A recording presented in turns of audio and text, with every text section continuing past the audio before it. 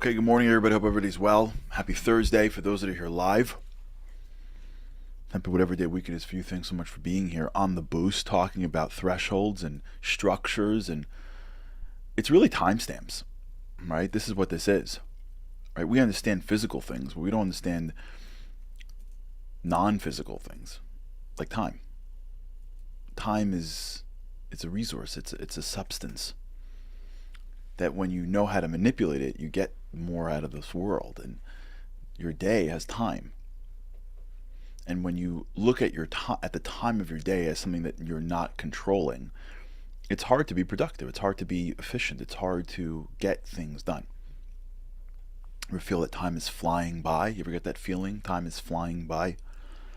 How did it become March already? Just yesterday, the kids came home from camp. Just yesterday it was Labor Day.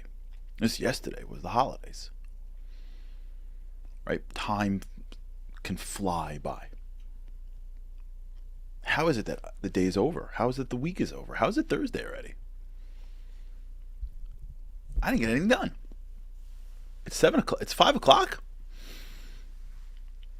The reason why time flies is because we don't think we can control it. And that's not true. You can control time. You ever have a deadline? And you get to the end of the deadline and you have an hour left and you get more accomplished in that 1 hour than you can in all the hours beforehand? You made that time more efficient than every other time? Right? You found a way. You can't control the substance of time, but you can use it differently. You ever get that feeling? And the reason is because what you're doing is you are quarantining blocks of time for very specific things. And that's really the secret of how some people are incredibly accomplished, because they're really good at that. They're really good at quarantining time to get something done. And that's what we were talking about this whole week. It began in the world of March and in the world of thresholds and respecting the threshold and knowing that the threshold is the moment where you pause to deepen your experience. We spoke about the sizes of thresholds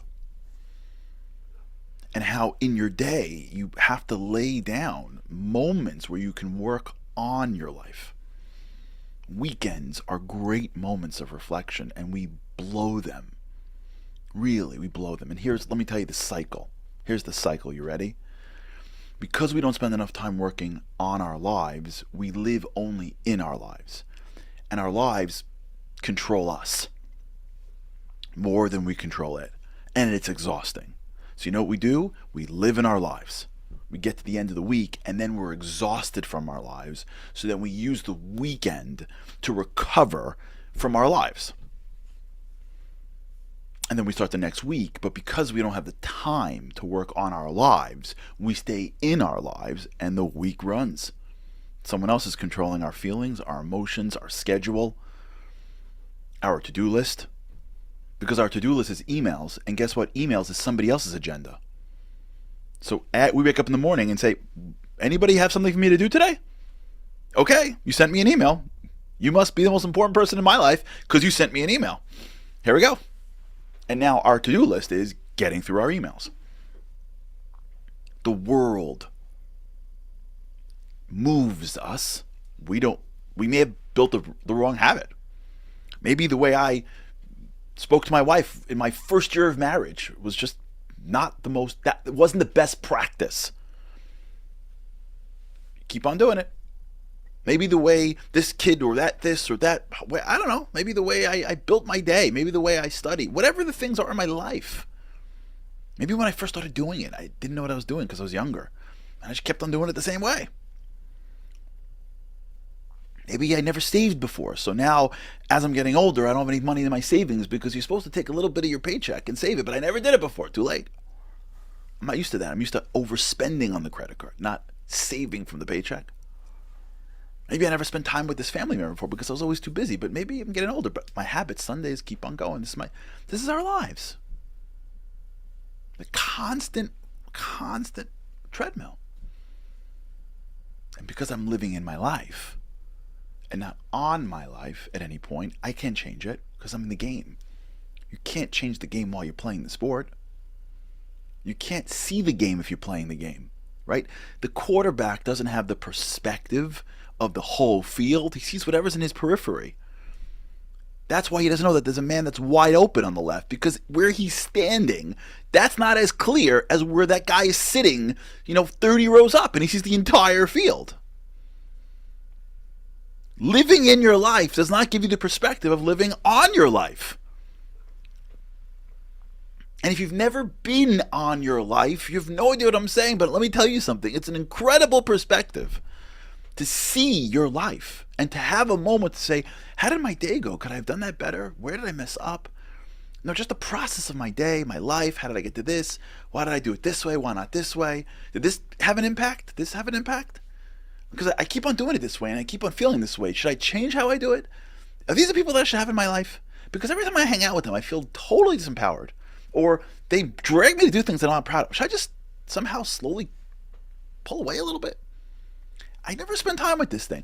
Should I really spend a couple minutes studying this thing, because I'm working in this field and this is really the research that I need to get better at, but I don't really know what I'm talking about. Every time I start my day with a very specific agenda, I get stuff done, and every time I don't, I don't. Maybe I should I come to work a couple minutes earlier, stay a couple minutes later. I feel amazing when I get involved in that spiritual practice. I love it, but I only do it once in a while. But maybe I should. Why? Right? Stuff like that on your life. If you don't spend time on your life, how do you expect to get better? From where? From some crazy moment of God forbid down, or hopefully high, where you have a moment of inspiration, then you get back to your life? Where do you expect to have a better life if you don't spend time looking at your life or your business? You can't. So you just get in a game, and then the game gets to the end of the week, and then you take a vacation or the weekend in order for you to breathe, to start it again and again and again and again. And that's why you can be sitting around a year later and be the exact same person, just a little bit of a different circumstance. You can go a decade like that. You can go a lifetime like that. How do you change it? You're not going to change it by, if you could do it. Every once in a while when I used to read these. Much younger, I was very much into like personal growth stuff. I read every 2 or 3 books was some guy saying you gotta just leave your life. Like you gotta go to wherever, and like the stories of him going to like some island somewhere and like juicing for like a month. And I'm like, yeah, wonderful, that's great. If you could do that, like if your life doesn't explode by you disappearing for a month, it's hard to disappear for a day. Thresholds. That's how you do it. That's why I'm saying it. Structure. Build infrastructure. Find moments throughout your day and your week and assert a time stamp. Assert a time warp. Shabbat is the proof that this is possible. Now, that's God's doing. So it's a spiritually different day. I'm not saying that we could give the spirituality to time the way God can. No way. I'm just telling you, He's teaching us. God is teaching us a lesson because He built this place.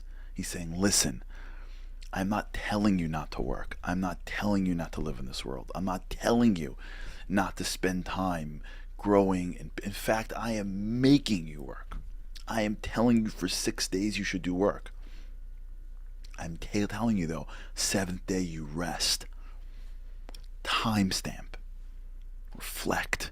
Think on your life. Deep in.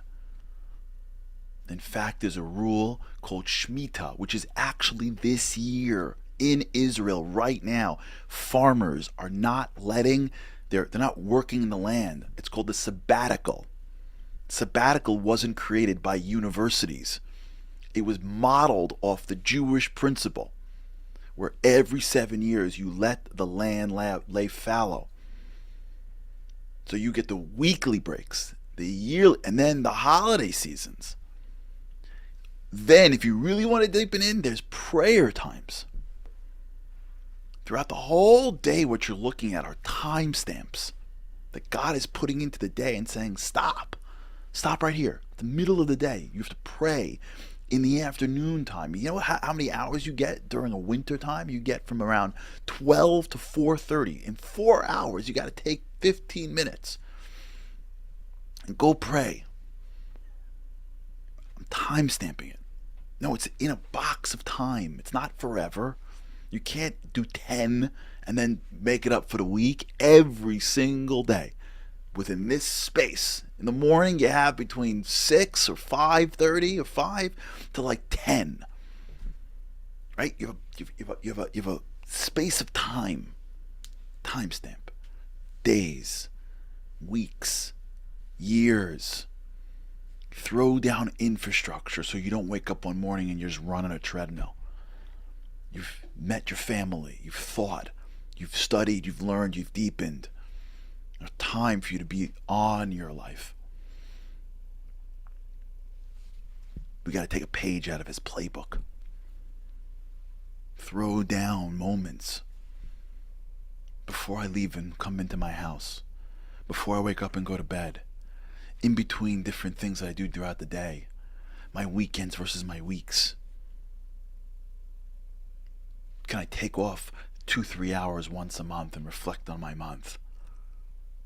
Can I pause for a moment in between this and that and just get 30 seconds to breathe? Can I breathe in an elevator on the way up to my floor so that I can prepare myself, and on the way down?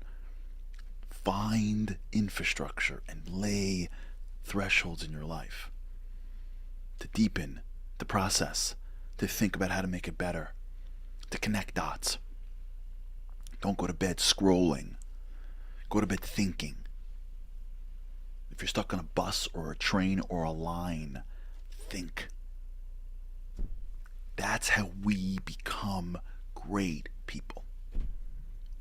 We lay infrastructure. We have checkpoints. We have moments that are built in time for us to go in and to go up. And slowly, without any drama, no leaving the life to go juice for a month, although I'm sure it's got some really good health benefits. Just living your life, you're different.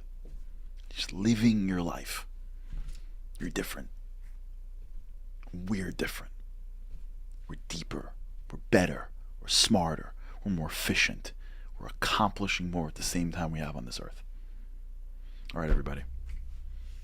Have a great weekend. And with God's help, I cannot wait to see you again next week. Living on a lifeline, the world doesn't ever seem to change. Looking for the sunshine, but you're caught up in the rain. It's like your eyes are wide open, but you cannot see. You're watching life pass you by like 1, 2, 3. Walking in destruction, the winds of life blur your vision. All the devastation forever feels like you're on the run. It's time. No one else can set you free. You're locked inside.